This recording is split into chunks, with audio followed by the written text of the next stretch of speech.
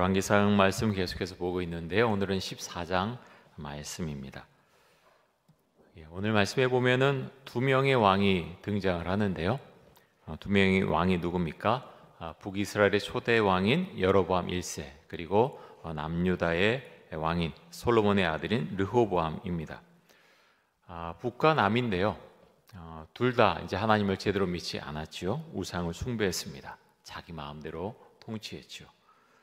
열왕기상 14장에 보면 먼저 여로보암 왕에 대한 이야기가 나오고 있고, 두 번째로 이어서 르호보암 왕에 대한 말씀이 나옵니다. 자, 1절에서 3절까지 먼저 보겠습니다. 그때 여로보암의 아들 아비야가 병든지라.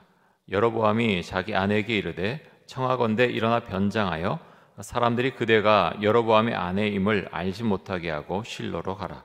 거기 선지자 아히야가 있나니 그는 이전에 내가 이 백성의 왕이 될 것을 내게 말한 사람이니라. 그대의 손에 떡 10개와 과자와 꿀 한 병을 가지고 그에게로 가라. 그가 그대에게 이 아이가 어떻게 될지를 알게 하리라. 여러분, 자녀가 병이 들면 부모는 어떤 마음을 갖습니까? 어떻게 해서든지, 돈이 많이 들든지 어떻게 해서든지 그 자녀의 병을 낫게 하고 싶죠. 그것이 부모의 당연한 마음입니다. 여로보암의 아들 아비야, 굉장히 중한 병에 걸렸던 것으로 보입니다. 의원들 이미 다 동원했겠죠. 치료할 수 있는 거 다 치료해 봤을 것입니다. 근데 살아날 수 있는 그런 모습이 보이지 않기 때문에, 그래서 여로보암은 선지자 아히야를 떠올리게 된 것으로 보입니다. 근데 아비야라고 하는 이름이요, 아비야라고 하는 이름은 하나님은 나의 아버지라는 뜻입니다. 하나님은 나의 아버지. 여로보암의 모습 가운데 사실 하나님을 믿는 모습, 본문 가운데 사실 전혀 찾아볼 수 없습니다. 하나님을 뭐 경배했다라든지 뭔가 좀 신앙적인 모습 하나도 보이지 않습니다. 근데 아들의 이름을 이렇게 지은 것, 아버지가 지었겠죠. 근데 뭔가 이렇게 아들을 낳을 당시는, 그 당시는 그래도 뭔가 하나님에 대한 어떤 마음이 조금은 있었다는 거죠. 그래서 아비야, 하나님은 나의 아버지라는 이름으로 그 아들의 이름을 지었을 것입니다. 근데 여로보암은 계속해서 하나님을 경배하고 하나님을 찬양하는 모습 하나도 볼 수가 없었고, 이제 아들이 이렇게 중환병에 걸려서 살아날 기미가 보이지 않자 자신의 아내에게 여로보암의 아내인지 알지 못하게 변장하고 선지자 아히야에게 가보라라고 지금 말하죠. 근데 여러분, 왜 변장합니까? 알아보지 못하게 하러 변장하는데요, 떳떳하지 못하기 때문에 사실은 변장하는 겁니다. 이스라엘의 왕이고 왕의 아내인데 왜 선지자 아히야에게 그것을 숨기고 싶어 하겠습니까? 그동안 이제 아히야와의 관계에 있어서 여러 가지 문제가 있기도 했고, 아히야 보기에 사실 부끄러운 마음이 여로보암 왕의 마음 가운데 있었던 것으로 보입니다. 그래서 아히야가 말한 대로 전혀 살지를 않았죠. 근데 급하니까 지금 아히야를 찾게 되는데, 아히야에게 자신이 누군지 또 아내가 누군지 밝히고 싶지 않았던 것으로 보입니다. 참 이상하죠. 여로보암 같은 경우는 하나님을 섬기지 않았고요, 우상을 섬기는 왕이었죠. 급하고 정말 알아보고 싶으면 그들에게 우상을 섬기는 그런 제사장들이나 선지자들에게 말하면 될 텐데 그렇지 않았죠. 정말 중요한 순간에 그는 아히야를 떠올리게 됐고 아히야에게 아내를 보냅니다. 자, 아히야가 자신의 새 옷을 12조각 찢으면서 자신의 10조각을 준 그 당시에 어떤 사건, 어떤 장면, 여로보암은 그것을 잊지 못했을 것입니다. 왜냐하면 너무나 충격적인, 너무나 정말 상상하지 못했던 그런 말이었고, 그 말을 여로보암은 듣고 나중에 왕이 되죠. 이 정도 되면 하나님을 믿고 살았을 것 같은데 그렇지 않았죠. 하나님을 믿지 않았고 도리어 금송아지를 만들어 놓고 이것이 하나님이다라고 말하면서 사람들에게 이 송아지를 섬겨라라고 이제 말했던 사람이 여로보암입니다. 그래서 떳떳하지 못했죠. 그래서 떳떳한 모습으로 아히야를 찾아가지 못합니다. 그럼에도 불구하고 아내를 변장시켜서 그렇게 보냈던 것은, 아히야라면 우리 아이의 미래에 대해서 알 수 있을 것이다 라고 생각했기 때문에 아히야에게 보냈던 것이죠. 근데 무엇을 가지고 갑니까? 떡 10개, 과자, 꿀 한 병. 왕이 보낸 것이라고는 사실은 이제 좀 보기가 좀 어려운 것이죠. 왜 이렇게 했을까요? 자신이 보낸 것으로 이제 보이고 싶지 않았던 거예요. 평범하게 그냥 어느 정도 선물 준비해서 그렇게 드리고 좀 아이의 미래를 알고 싶어 했던 거죠. 근데 이제 여로보암의 모습을 보면요, 참 이 시대에도 그런 사람들 많이 있지 않습니까? 어떤 점을 보러 가는 것과 참 비슷하다라는 이 장면을 보면서 생각을 하게 되는데요. 하나님을 믿었기 때문에 자신의 아내를 선지자 아이에게 보낸 것이 아니죠. 단지 아이의 미래에 대해서 알고 싶었기 때문에 아내를 아이에게 보내게 됩니다. 이스라엘의 초대왕 사울도 비슷한 모습을 보였죠. 블레셋과의 전쟁을 앞두고 사울은 불안했습니다. 두려웠죠. 그래서 어떻게 합니까? 사울은 엔돌에 사는 신접한 여인을 찾아가죠. 그리고 그 신접한 여인을 만나서 사무엘의 영을 불러달라 이렇게 요청을 합니다. 사울이 이렇게 하는 것, 그는 단지 미래에 대해서 알고 싶었던 것이죠. 여러분 어떻습니까? 점을 보러 가신 적이 혹시나 이전에 있으신지 모르겠지만 그런 무당들도, 점을 보는 사람들도 미래에 대해서 잘 맞추는 경우가 많이 있습니다. 왜냐하면 영이기 때문에. 귀신도 그런 일을 할 수 있는 능력이 있다는 거예요. 모든 귀신이 그런 건 아니지만. 그래서 무당들도 엄청나게 기도하지 않습니까? 누구에게 기도합니까? 귀신에게. 어찌 보면 기독교인들이 기도하는 것보다 더 정말 철저하고 열심히 기도하는 사람들이 무당이죠. 무당만 그럽니까? 많은 종교를 갖고 있는 사람들이 엄청나게 기도합니다. 우리만 기도하는 게 아니고요. 많은 사람들이, 많은 종교가 새벽에도 기도하는 시간이 있고 뭐 여러 시간, 하루에도 여러 번 기도하는 시간들이 있습니다. 그만큼 자신이 믿는 신에 대해서 매달리고 또 신에게 잘 보이고 싶어 하는 거죠. 그래서 여러분, 점 보이는 집에서 저 용한 집이야 뭐 그런 얘기 많이 하지 않습니까? 귀신도 맞추는 거예요. 뭐 그거 보고 귀신이 하나님이다 라고 말하지는 않거든요. 그냥 단지 맞추는 겁니다. 미래가 어떻게 일어날지 알 수도 있다는 거예요. 자, 이어서 4절에서 6절까지의 말씀을 보겠습니다.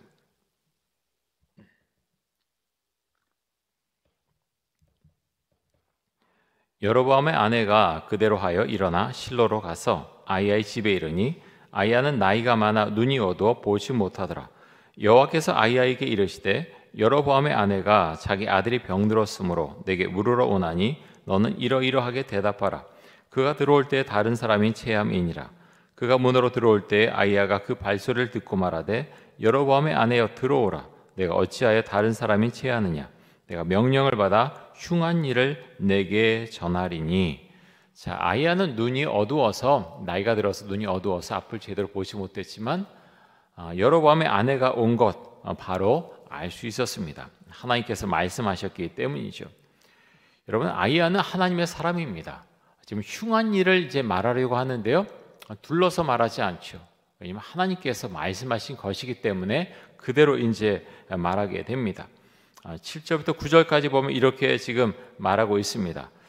가서 여로보암에게 말하라. 이스라엘의 하나님 여호와의 말씀이 내가 너를 백성 중에서 들어 내 백성 이스라엘의 주권자가 되게 하고 나라를 다윗의 집에서 찢어내어 내게 주었거늘 너는 내 종 다윗이 내 명령을 지켜 전심으로 나를 따르며 나보게 정직한 일만 행하였음과 같이 아니하고 내 이전 사람들보다도 더 악을 행하고 가서 너를 위하여 다른 신을 만들며 우상을 부어 만들어 나를 노엽게 하고 나를 내 등 뒤에 버렸도다.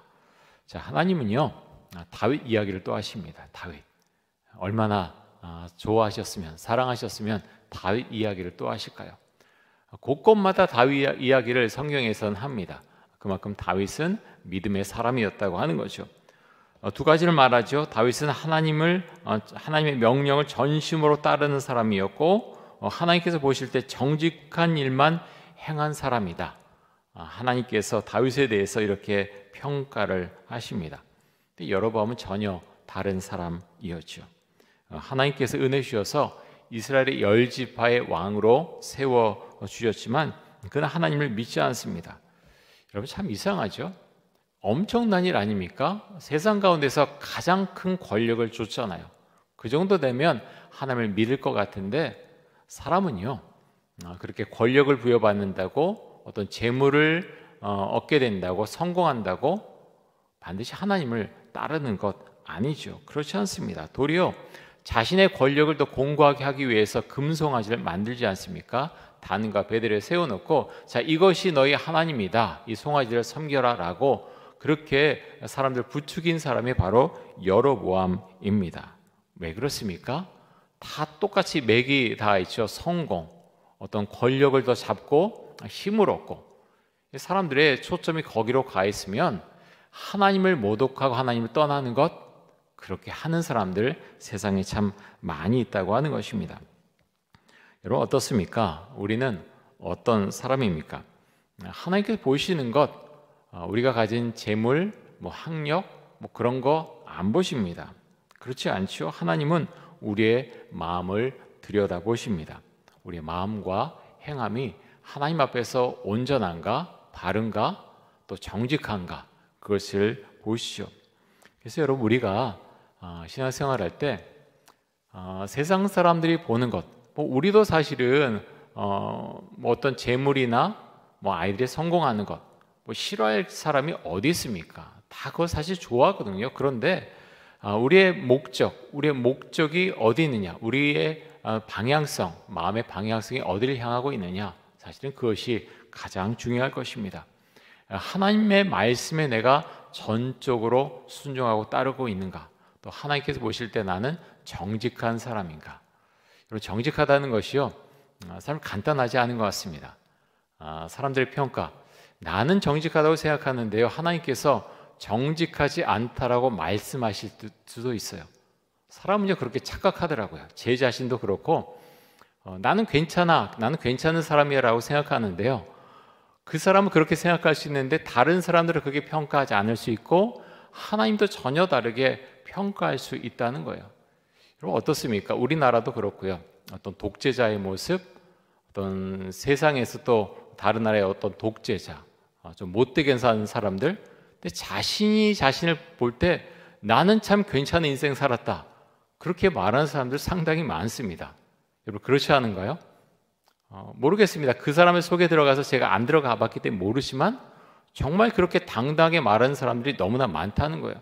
난 당신보다 괜찮게 살았어, 멋있게 살았어, 내 인생 멋있어 라고 말하는데 옆에서 보면, 특별히 하나님께 보실 때 그는 정직하지 않았고 추한 인생을 살았던 사람들 너무나 많다는 거죠.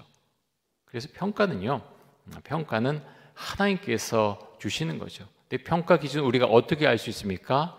말씀을 읽을 때, 하나님의 말씀을 읽을 때, 주의 성령이 나의 마음을 비춰주실 때, 우리 이전에는 나는 괜찮은 사람이야 라고 생각했을지 모르지만 정말 주를 믿으면서 말씀을 읽을 때 하나님께서 내 마음에 어떤 인침을 주시고 깨우침을 주셔서 이전에는 정말 그러지 않았는데 회개하는 마음을 주시고 주 앞에 기도하게 된다고 하는 것입니다. 그래서 여러분 우리는 기도해야 됩니다. 하나님께서 나를 어떻게 보실까? 또 주께서 나에게 무엇을 말씀하시는가? 우리가 늘 그 마음을 가지고 말씀을 보고 또 기도할 수 있어야 되겠습니다. 자, 이어서 10절부터 13절까지의 말씀을 보겠습니다.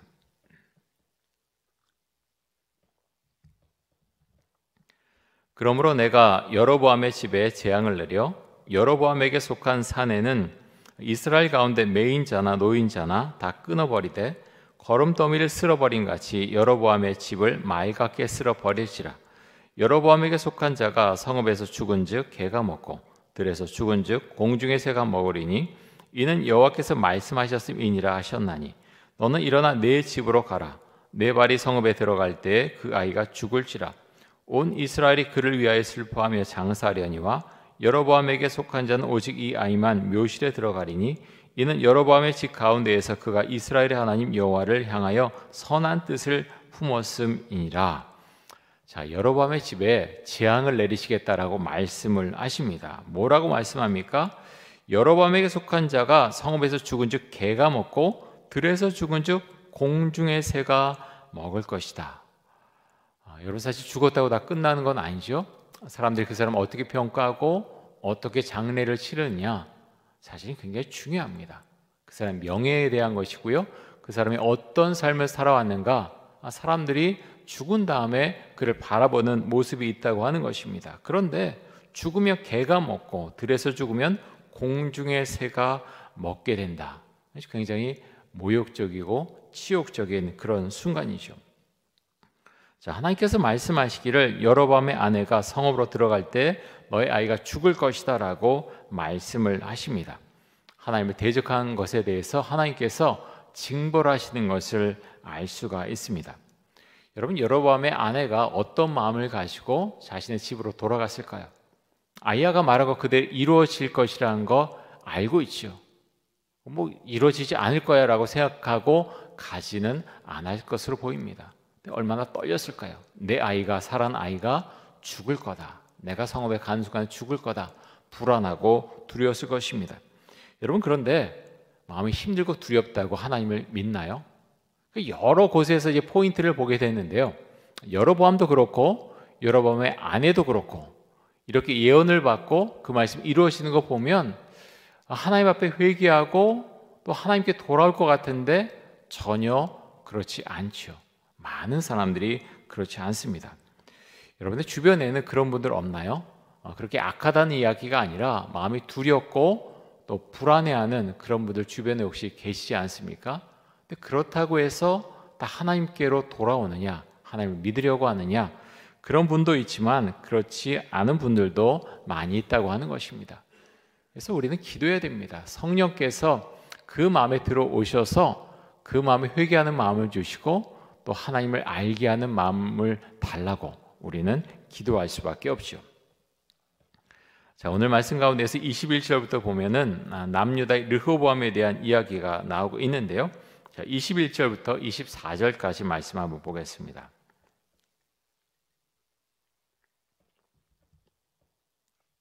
솔로몬의 아들 르호보암은 유다 왕이 되었으니 르호보암이 왕위에 오를 때 나이가 41세라. 여호와께서 자기 이름을 두시려고 이스라엘 모든 지파 가운데에서 택하신 성읍 예루살렘에서 17년 동안 다스리니라. 그의 어머니의 이름은 나아마요 암몬 사람이더라. 유다가 여호와 보시기에 악을 행하되 그의 조상들이 행한 모든 일보다 뛰어나게 하여 그 범한 죄로 여호와를 노엽게 하였으니 이는 그들도 산 위에와 모든 푸른 나무 아래에 산당과 우상과 아세라상을 세웠음이라. 그 땅에 또 남색하는 자가 있었고 여호와께서 이스라엘 자손 앞에서 쫓아내신 국민의 모든 가증한 일을 무리가 본받아 행하였더라. 솔로몬의 아들 르호보암은 몇 세 왕이 오릅니까? 41세에 왕이 올랐다라고 말하고 있죠. 그리고 17년을 다스리게 됩니다. 특이한 건 그의 어머니에 대한 부분인데요. 르호보암의 어머니의 이름은 나아마라고 했습니다. 나아마는요, 아름다운 여인이라고 하는 뜻을 갖고 있는 이름입니다. 그런데 이 아름다운 여인이라고 하는 뜻을 갖고 있는 나아마가 어느 나라 사람입니까? 유다 사람이 아니죠? 예, 암몬이죠. 암몬. 이방 나라의 여자입니다. 하나님께서 이방 사람과 결혼하지 말라 그랬는데 다른 사람은 그것을 많이들 지켜나가는데 솔로몬은 그렇지 않았지요. 하나님께 지혜도 얻고 부와 영광도 얻고 많은 것을 얻었는데 솔로몬은 그것을 나중에 다 어깁니다. 수많은 이방 나라 여자들과 혼인을 하게 되죠. 솔로몬은 암몬 출신의 아름다운 여자와 결혼을 했습니다. 그런데 르호보암의 어머니 나아마가 암몬 사람이라는 것을 이 14장에서는 두 번이나 언급을 합니다. 우리가 조금 전에 봤던 21절에서 나아마가 암몬 사람이다라고 이제 말씀하고 있고요. 또 마지막 절인 31절에 봐도 나아마가 암몬 사람이다. 다시 한번 언급합니다. 왜 다시 언급하는 걸까요? 반복한다는 것은요, 그만큼 중요하다는 의미를 갖고 있습니다. 성경은 이 여자가 이방 여자다, 암몬 사람이다라는 것을 강조하고 있는 것입니다. 자, 르호보암이 나라를 다스릴 때 유다는 여호와께서 보실 때 악한 일을 많이 했는데요, 산당과 우상과 아세라상을 세웠습니다. 또 남색하는 자들이 있었다라고 했습니다. 여러분, 이방의 신전에는요, 특이한 것 중에 하나는 모든 것이 다 그런 건 아니지만 많은 신전 앞에 그렇게 제사를 드리러 오는 사람들과 성관계를 맺는 여자나 남자, 그런 몸을 파는 사람들이 있었습니다. 참 이상하죠. 성적인 것, 그런 것을 이제 곁들여서 그렇게 신을 섬기는 모습이 굉장히 많이 있었다고 하는 것입니다. 르호보암 시대에도 그런 자들이 있었다라고 지금 말씀을 하고 있죠. 유다의 여러 가지 우상을 섬기게 된 일들이 원인들이 있지만 그 중에 중요한 원인 중에 하나는 솔로몬이 이방 여자들과 결혼함으로 그들이 섬기던 우상들이 유다 안에 들어왔다고 이제 말씀을 합니다. 여러분, 결혼이 정말 중요하죠. 많은 사람들이 그렇게 좀 어떻게 보면 우스갯소리인지 모르지만 왜 저분과 결혼했습니까? 전도하려고 결혼했습니다. 뭐 그런 이야기도 이제 하는데 사실은 결혼은 전도하려고 결혼하는 게 아니죠. 결혼은 좀 다릅니다. 전도를 해야 되지만요, 나의 배우자는 정말 나와 같은 믿음을 가진 사람, 그 사람과 결혼을 해야 하는 것이죠. 여러분, 믿음을 같이 않고 종교가 다르면 참 많이 어렵습니다. 쉽지 않습니다. 같이 생각을 갖고 같이 대화하는 것이 참 쉽지가 않죠. 그래서 우리는 믿음의 사람들과 결혼을 해야 되고요, 우리 자녀들이 믿음을 가진 사람들과 결혼할 수 있도록 정말 많이 기도를 해야 됩니다. 이미 결혼을 믿지 않는 사람과 했다면 나의 배우자가 그리고 나의 며느리, 나의 사이가 하나님을 꼭 믿을 수 있도록 정말 절박한 마음으로 기도를 해야 될 것입니다. 그렇게 하는 것이 참 쉽지가 않죠. 하지만 해야 되죠. 어떻게든 우리 마음대로 할 수 없습니다. 이제 성인이 되면 우리 자녀도 어느 정도 자라면 말 안 듣잖아요. 아무리 얘기해도 사실 네 그러고 자기 마음대로 합니다. 다 그렇죠. 그래서 우리 기도할 수밖에 없고요. 왜 기도합니까? 너무나 사랑하는 우리 자녀이기 때문에, 나의 사위, 며느리, 나의 배우자이기 때문에 우리는 기도할 수밖에 없는 거예요. 왜 그렇습니까? 예수 믿는 것이 너무나 중요하기 때문에, 예수를 믿고 살아가야 되기 때문에, 죽은 다음에 천국에서 봐야 되기 때문에 우리는 기도해야 되는 것입니다. 자, 이어서 25절부터 30절까지 말씀 보겠습니다.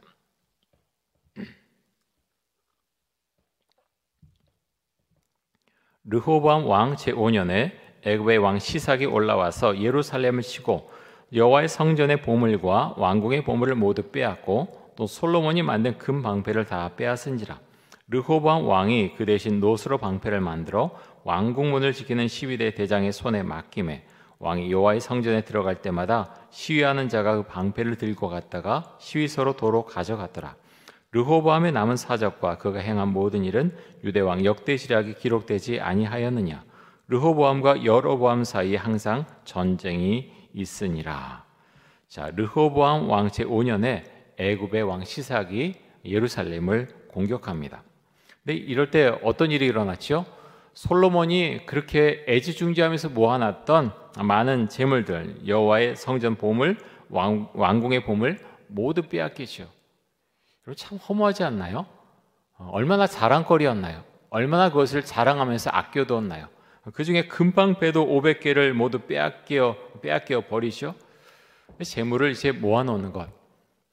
여러분 어떻습니까?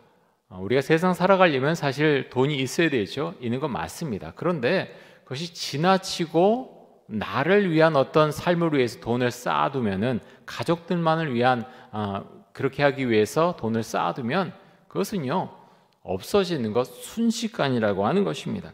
오늘 말씀해 봐도 그렇지 않습니까? 솔로몬이 그렇게 많은 것을 쌓아놨어도 나라가 침략당해서 애굽의 왕이 그것을 가져가 버리자 아무것도 남지 않습니다. 어떻게 됩니까? 방패가 없어서요 놋방패 만들고요, 그것도 굉장히 아끼는 모습을 보게 됩니다. 정말 순식간에 너무 초라한 모습으로 나라가 변한 것을 볼 수가 있습니다. 요즘 레위기 말씀으로 큐티를 하고 있습니다. 새벽 기도의 말씀도 이것으로 보고 있는데요. 화목제에 대한 말씀을 오늘 큐티를 했고 말씀을 전했는데요. 화목제의 가장 큰 특징 중에 하나가 무엇인가 하면 감사로 드린 화목제물 고기는 하루 안에 먹어야 된다라는 것입니다. 이것이 굉장히 중요한데요. 왜 중요한가 하면요, 소를 잡습니다. 아니면 양을 잡습니다. 아니면 염소를 잡습니다. 혼자 그거 다 먹을 수 있나요? 하루 안에? 도저히 먹을 수가 없죠. 그래서 누군가 나눠 먹어야 되는 거예요. 그 이튿날 되면은 그 먹을 수 없습니다. 다 불태워 버려야 되거든요. 하나님께서 이렇게 정하신 이유가 있다는 거예요. 너 혼자 먹지 말고 내 주변 사람들, 알지 못하는 사람들, 가난한 사람들, 나그네들 다 불러 모아서 축제처럼 내가 먹어라 라고 말씀하시는 거죠. 이것이 굉장히 중요합니다. 사람이 음식을 같이 먹는다는 것, 함께 이렇게 음식 먹으면서 이야기를 나눈다고 하는 것, 그것이 정말 중요하죠. 사람은요, 탐욕이 많습니다. 누구나 그렇죠. 그런데 하나님께서 만약 이렇게 하지 말고 너거 남겨두고 두고두고 먹어라 라고 했다면 정말 나눠 먹을까요? 안 줄 겁니다. 나그네가 와서 가난한 사람에 조금 주십시오, 쳐다보지도 않는 사람이 많을 거예요. 그런데 하나님께서 말씀하시기를 하루 안에 다 먹어라 라고 말씀하시죠. 나눠줄 수밖에 없어요. 아무리 구두쇠라도. 왜냐하면 자기가 가질 수가 없잖아요. 그래서 나눠 먹을 수밖에 없는데 그렇게 나누는 것, 그것이 너무나 우리에게는 중요하다고 하는 것입니다. 재물을 너무 움켜쥐려고 하는 사람, 그 사람은 하나님을 믿는 믿음 가운데 살아가기가 어렵겠지요. 하나님은 곳곳에서 내가 가진 것 다른 사람들과 나눠 써라, 함께 지내라 라고 정말 강조해서 많이 말씀하십니다. 이것이 우리가 세상을 살아가는 방법이죠. 우리가 가진 것이 있는데요, 난 가난해서 줄 게 없어. 근데 참 세상의 원리는 좀 그렇지 않지만 하나님의 원리는요, 내가 가진 것 중에서 일부를 떼서 줬을 때 더 많은 것이 나에게 돌아옵니다. 그것이 하나님의 법칙이고요, 하나님의 은혜죠. 그래서 우리가 그것을 계속 생각하면서 그렇게 행해야 됩니다. 내가 가진 것 중에서 일부분을 떼서 어려운 사람들을 돕겠습니다, 기도하고 그렇게 행하는 거예요. 행할 때 마음에 기쁨이 있고요, 마음에 풍성함이 있고요. 근데 내가 없다고 가난하다고 계속 그렇게 쪼들리고 나만 향해서 살면 마음이 사실은 더 힘들어요. 더 쪼들리고요, 더 불안하고 더 두렵습니다. 그런데 내가 가진 것 중에서 일부분을 떼서 주면은 내 마음이 넉넉해지고요, 좀 더 세상을 향해서 마음을 열 수가 있어요. 하나님 향해서 마음 열 수 있고, 그런 사람에게 하나님께서 더 많은 복과 은혜를 주시고 그 사람의 길을 인도해 주십니다. 자, 그런데 애굽의 왕 시삭이 유다가 가지고 있는 모든 것들 다 빼앗아 갔죠. 근데 나라가 완전히 멸망하지는 않았습니다. 역대하 12장에 보면 유다가 완전히 망하지 않은 이유에 대해서 이렇게 설명을 하는데요. 역대하 12장 12절 말씀입니다. 자, 역대하 12장에 보면 그 앞에도 좀 긴 설명이 있는데요. 12절에 보면 르호보암이 스스로 겸비하였고 유다의 선한 일도 있으므로 여호와께서 노를 돌이키사 다 멸하지 아니하셨더라. 자, 겸비했다고 하는 것은요, 르호보암이 회개했다고 하는 것입니다. 르호보암이 사실은 전체로 보면은 우상을 섬기고 온전치 못한 삶을 살았죠. 근데 위기의 순간에 그래도 이 순간만은 르호보암이 겸비했다, 하나님 앞에 회개 기도했다라고 성경은 말씀하고 있습니다. 오늘 이제 열왕기상 14장 말씀을 봤는데요, 우리는 이 말씀을 통해서 몇 가지를 깨닫게 됩니다. 첫 번째, 여로보암처럼 하나님을 우습게 여기고 말씀에 순종하지 않았을 때는 반드시 그 대가를 치르게 된다고 하는 것입니다. 두 번째, 하나님께서 기뻐하시는 결혼을 하고 하나님의 복을 받는 가정을 우리가 이뤄나가야 한다고 하는 것입니다. 정말 많은 기도가 필요하고요, 하나님께서 그것을 원하십니다. 자, 세 번째는 우리의 재물은 한순간에 다 없어질 수 있다는 것입니다. 하나님께서 주신 재물 축적하지 말고, 물론 좀 저금하며 살 수 있죠. 아끼며 살 수 있지만 정말 우리의 어떤 탐욕과 그런 것을 위해서 축적하는 것, 그것은 온전치 않고 다른 사람을 위해서 필요한 것에 사용해야 된다라고 성경은, 특별히 14장은 우리에게 그렇게 말씀하고 있습니다. 오늘 주신 말씀 우리가 마음속에 품고 그 은혜 가운데서 살아갈 수 있기를 원합니다. 우리 함께 기도하겠습니다. 이 시간 기도할 때 하나님의 말씀에 순종하는 삶을 살아가게 하여 주옵소서. 믿음의 결혼을 하게 해주시고 믿음의 가정을 만들어가게 하여 주옵소서. 주신 재물을 다른 사람들과 나눠 쓸 수 있는, 좀 나눠줄 수 있는 그런 마음과 행함을 주옵소서. 우리 함께 기도하겠습니다. 사랑의 주님, 오늘 열왕기상 14장 말씀을 통해서 여로보암과 또 르호보암이 하는 행동을 우리가 살펴보았습니다. 하나님께서 그들로 하여금 왕이 되게 하셨고 많은 권력을 주셨고 많은 재물을 주셨지만 그들은 하나님을 믿지 못합니다. 자기 마음대로 살았고 불안해하고 두려움 가운데에서 그들은 살았습니다. 하나님 아버지요, 우리는 어떤 삶을 살아가고 있습니까? 다윗은 정말 하나님의 말씀에 따라 살았고 그는 하나님 앞에서 정직했다고 했습니다. 하나님, 우리는 하나님 앞에서 정직한 사람입니까? 말씀 가운데 감사하며 기뻐하며 순종하고 있습니까? 그런 삶을 살아갈 수 있길 원합니다. 그래서 하나님께서 우리를 평가하실 때 정말 잘했다라는 그런 칭찬을 듣는 저희들의 모습이 될 수 있기를 간절히 원합니다. 하나님 아버지요, 우리에게 주신 것 우리가 움켜쥐고 살지 않도록 해주시고 우리 주신 것 중에서 베풀고 나누며 살 수 있기를 간절히 원합니다. 그리스도의 삶이 무엇인가 말씀을 통해서 알려주실 때 그대로 순종할 수 있도록 해주시고 그 가운데 풍성한 마음과 또 풍성한 삶을 살아가는 저들의 모습이 될 수 있기를 간절히 원합니다.